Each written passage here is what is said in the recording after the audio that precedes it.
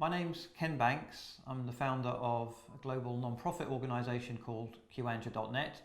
I've got a mixed background. I've done international development work and conservation work for about 20 years. I've worked in the technology sector for about 25 years.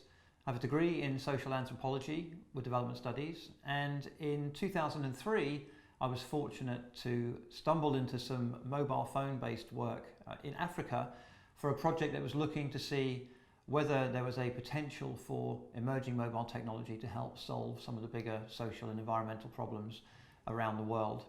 I've done a lot of coding and technical work during my career, and mixing that with my experience on the ground in developing countries. I spent a lot of time living and working across Africa, about 8 or 9 different African countries.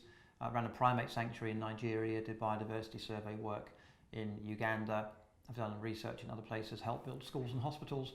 Combining that experience with the technology and also my passion for anthropology, which makes me very people focused, allows me to think about and come up with solutions to problems that work for people rather than just sound good when you read about them. In 2005, I developed some software called Frontline SMS using my years of experience in the field and my technology background. It's a messaging platform that allows non-profits in mostly last mile developing country settings to do two-way text messaging campaigns. They can be communicating health messaging or human rights work or monitoring elections or reporting conservation issues or illegal logging. And it really opened up the potential of mobile technology for vast numbers of grassroots NGOs.